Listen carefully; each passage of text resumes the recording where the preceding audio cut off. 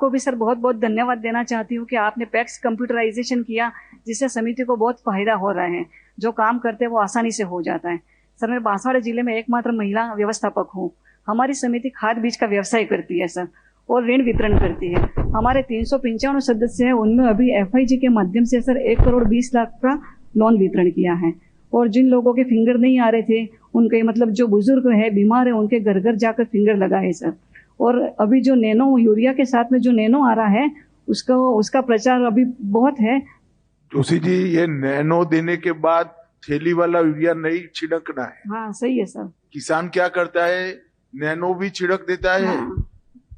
और पंप से, हम और फिर लोगों को समझाते हैं सर, जो वो लेने खेत आता उनको। में यूरिया भी डालती है, इससे हाँ, तो आपका क्रॉप जल जाएगा। हाँ, जमीन खराब हो रही है। तो जिसको नैनो की बोतल दीजिए, उसको बताइए ये थैली ही है। हाँ, नहीं समझा रहे सर बराबर लोगों को। बाद में थैली वाला यूरिया नहीं वो छिड़कना हाँ। है।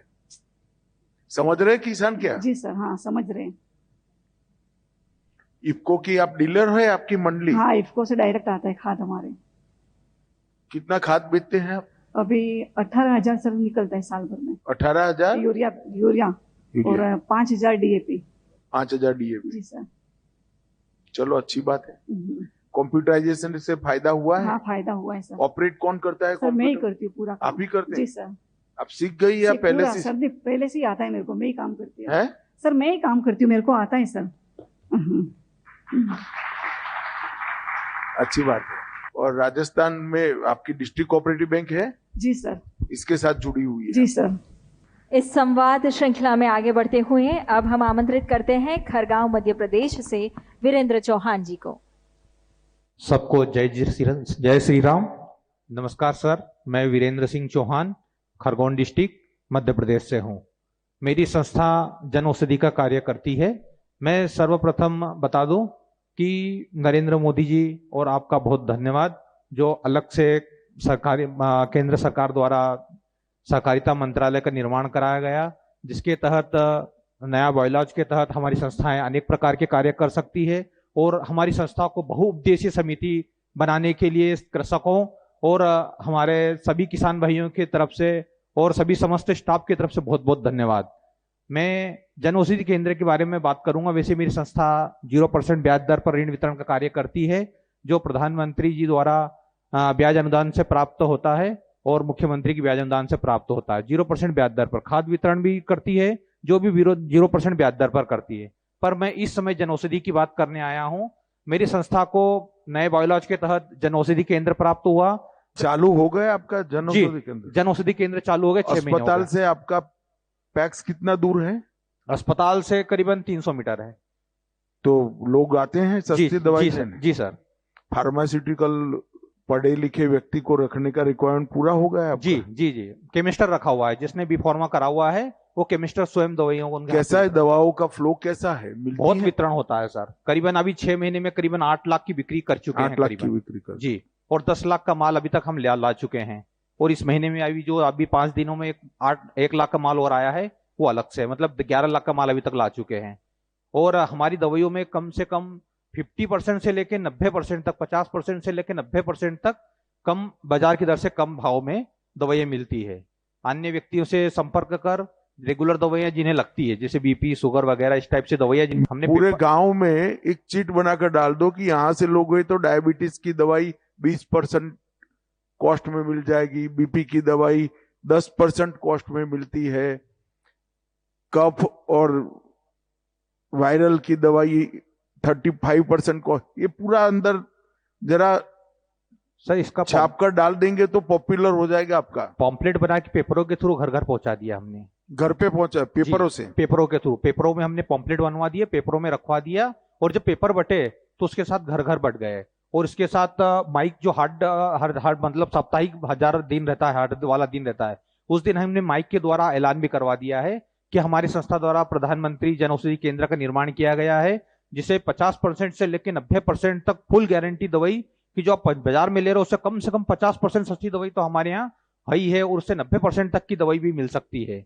कुछ दवाइयों डॉक्टर लिखते हैं आपके यहाँ? डॉक्टर लिख के देते हैं। चलो, अच्छी बात है भाई। और अब हम आमंत्रित करेंगे गायत्रीबेन पटेल को, जो अपने विचार रखेंगे।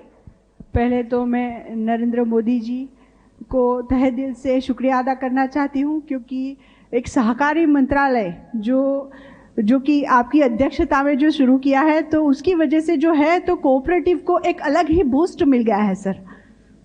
और आज मेरे लिए एक बहुत गर्व की बात है कि मैं उसी आनंद जिले से हूँ जहाँ पे त्रिभुवन दास पटेल यूनिवर्सिटी का लोकार्पण किया गया सर। पार्लियामेंट में त्रिभुवन काका के नाम का बहुत विरोध किया था कांग्रेस ने, और मैंने जमकर खिंचाई की थी कि इनके नाम से ही होगा। ताली बजाई थी सर उस टाइम पे भी मेरी आंख में ऐसे ही आंसू आए थे। आप अकेली नहीं है, पूरे गुजरात की महिलाएं त्रिभुवन काका को आशीर्वाद देती है।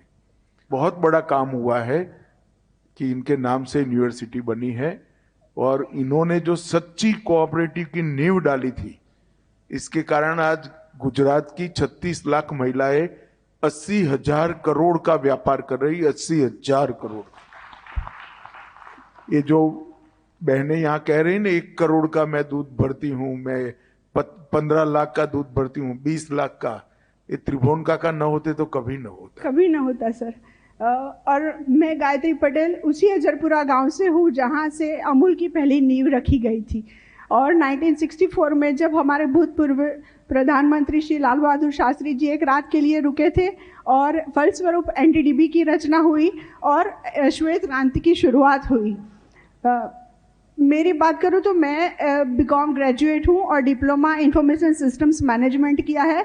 मेरे पिताजी जो है तो वो मुझे वकील बनाना चाहते थे, और मेरी इच्छा थी कि मैं शादी करके फॉरेन चली जाऊँगी, और मेरी शादी भी उसी लड़के से हुई जो यूएसए में था। लेकिन कुछ कारणों मेरा जाना नहीं हो पाया, तो उनको वापस आना पड़ा, और आने के बाद मेरे ससुर जी की एक्सीडेंटली डेथ हो गई, और थोड़ी फाइनेंशियली कंडीशन भी हमारी अच्छी नहीं थी। तो उस टाइम पे सोचा कि अभी ऐसा कुछ व्यवसाय सोचना पड़ेगा कि मम्मी को अकेला छोड़ नहीं सकते थे, तो इसके लिए हमने पशुपालन व्यवसाय को चूज़ किया। तो उस टाइम पे लोग बातें कर रहे थे कि भैया ये लोग फैमिली बैकग्राउंड मतलब घूमने फिरने वाले लोग हैं, तो पशुपालन में कैसे ही टिकेंगे, तो 2 साल में शायद बंद कर देंगे। तो हम लोगों ने मैंने और मेरे हस्बैंड ने ऐसा काम किया सर कि गांव लोग भी सोचने लगे कि भैया हम लोग तो ये सोच रहे थे कि लोग कुछ नहीं कर पाएंगे, तो ये लोगों ने सच में साबित कर लिया कि पशुपालन व्यवसाय में ये बहुत आगे जा सकते हैं। तो उन्हीं लोगों ने मुझे अजरपुरा डेयरी कोऑपरेटिव सोसाइटी की अध्यक्ष के रूप में चुना। आपके पास कितने पशु है? सर मेरे पास 80 पशु है। 80 पशु है। हाँ। और अजरपुरा डेयरी कोऑपरेटिव सोसाइटी के अध्यक्ष रूप में चुना गया, और मैं मेरे जैसी कितनी बहनों को आज प्रोत्साहन देती हूँ कि भैया आप लोग घर में से बाहर निकलो, फ़ोन में ज़्यादा आप अपना टाइम खराब कर रहे हो, इससे पहले आप उसे खा जाओ। और पशुपालन के साथ साथ में उनको मैं यही सुझाव देती हूँ कि अकेले पशुपालन के ऊपर निर्भर नहीं रहना, इसके साथ आपको अलग एक्टिविटीज़ भी करनी पड़ेगी, आपको इंटीग्रेटेड होना पड़ेगा। तो इसके साथ जैसे मैं गोबर से बहुत सारी प्रोडक्ट्स बनाती हूँ, मशरूम फार्मिंग भी करती हूँ, हनी बी कीपिंग भी करती हूँ, और SCG भी चलाती हूँ, जिससे बहनों को साथ जोड़ के मैं एक हनी बी कीपिंग का ग्रुप भी चलाती हूँ जो NDDB और अमूल की सहायता से बना है सर। और यही सब एक्टिविटीज़ के लिए आप श्री के द्वारा ही मुझे Indian dairy association west zone का अवार्ड भी मिला है सर। और मेरी ये उपलब्धि यही है सर कि यही व्यवसाय की वजह से मुझे आपके सामने दोबारा बोलने का मौका मिला है, और जो मैंने इच्छा की थी कि मैं फॉरेन जा कर के आऊँ, यही पशुपालन की वजह से मैंने मान सम्मान सब कमाया। आज मैं अजरपुरा कोऑपरेटिव सोसाइटी में चेयरपर्सन तो हुई, एक बार UK भी जाके आई, 2 बार USA भी जाके आई, लेकिन मेरा मन कहीं पे भी नहीं लगा। मुझे बस मेरे पशु चाहिए और मेरे फार्मर्स चाहिए। तो सहकारिता की सामुदायिक शक्ति से आज महिला सशक्त हो रही हैं। ऐसी एक बहन है परमार निकिता बहन, आइए उनके विचार हम जानें। सबसे पहले सबको मेरा नमस्कार, और सर आपको भी मेरा नमस्कार। सबसे पहले मैं आपको और हमारे प्रधानमंत्री श्री नरेंद्र मोदी जी को बहुत बहुत धन्यवाद और शुक्रिया कहना चाहती हूँ कि उन्होंने सहकारिता मंत्रालय का अलग से निर्माण किया है और वो इतनी अच्छी तरीके से काम कर रहा है। मैं एक महिला सभ्य हूँ चरोत्तर घासचारा उत्पादक सहकारी मंडली लिमिटेड आनंद से, और मैं एक पशुपालन परिवार से जुड़ी हुई हूँ और महिला सभ्य हूँ कोऑपरेटिव की, एफपीओ की। तो होता क्या था कि पहले पशुपालन के लिए घासचारा बहुत उपयोगी है और अभी उसका मिलना और उसका जो भाव है या उसका जो भाव है वो फ्लक्चुएट होता था। हाँ, फ्लक्चुएट होता रहता है, जिसकी वजह से हमारा जो पैसे हैं जो हम खर्च करते हैं उसमें भी बहुत ज़्यादा फ्लक्चुएशन होता है। पहले क्या था कि अभी मैं 1.5 साल से एफपीओ के साथ जुड़ी हुई हूँ और कुछ समय पहले तकरीबन 2.5 साल पहले मेरे पापा का निधन हो गया। उनके जाने के बाद और एफपीओ के साथ जुड़ने के 1 साल के वक्त में हमें ये पता चल गया कि घासचारा कितना इफेक्ट करता है हमारे पशुपालन के लिए। जब पापा थे तब उनकी इनकम की वजह से थोड़ा बहुत सपोर्ट पशुपालन में भी हो जाता था, लेकिन उनके जाने के बाद जो मंथली इनकम थी वो अब आना बंद हो गई थी। तो पशुपालन में जब गिनती हुई तब पता चला कि हम जितना खर्च कर रहे हैं पशुपालन में और उसमें से जितना हमको आय हो रही है उसमें जो तफावत है बहुत कम है। हमारा खर्चा बहुत ज़्यादा हो रहा है और हमें जो उत्पादन की वजह से जो पैसे मिल रहे हैं वो बहुत कम है, क्योंकि हमारा जो पशु चारा है वो पशुओं के लिए मात्रा और उनकी जो क्वालिटी है उस पर खरा नहीं उतर रहा था।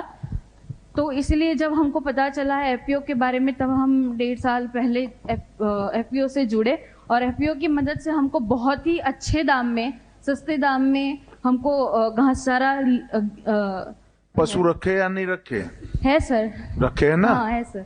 अभी तो 2 ही हैं, लेकिन अभी एफपीओ के साथ जुड़ने के बाद एक पशुपालन की एक योजना के बारे में पता चला है जहाँ पे हमको लोन मिलता है 15 से 17 पशुओं के लिए और साथ साथ में उसके जो तबेला होता है उसके लिए भी लोन मिलता है। नहीं, डेयरी भी लोन देगी। हाँ, उसी के लिए पता चला है ना, अमूल से ही पता चला है, तो धीरे धीरे उसके बारे में भी करेंगे। अभी तो 2 ही हैं, तो धीरे धीरे करके बढ़ाएंगे। और उसके साथ साथ साइलेज के अभी अच्छा खासे दाम में हमको एफपीओ के थ्रू मिल जाता है, घर बैठे आ जाता है। तो उसके लिए भी उसकी वजह से चारा देती हो सर? लीला घासचारा हम 40 केजी तक देते हैं, लेकिन साइलेज जो है वो हम एक गाय को 20 केजी देते हैं। अब हम आमंत्रित करेंगे महेंद्र कुमार मेहता को अपने विचार रखने के लिए। सर, सबसे पहले मैं आपको प्रणाम करना चाहता हूं। आदरणीय प्रधानमंत्री जी की जो सोच थी कि किसान को कैसे सक्षम बनाया जा सकता है, तो सर उन्होंने जो अन्न भंडारण की योजना चलाई उसके तहत हमारी समिति को 5000 मैट्रिक टन का अन्न भंडारण बनाया। अन्न भंडारण बनकर हमारा तैयार हो गया था सर।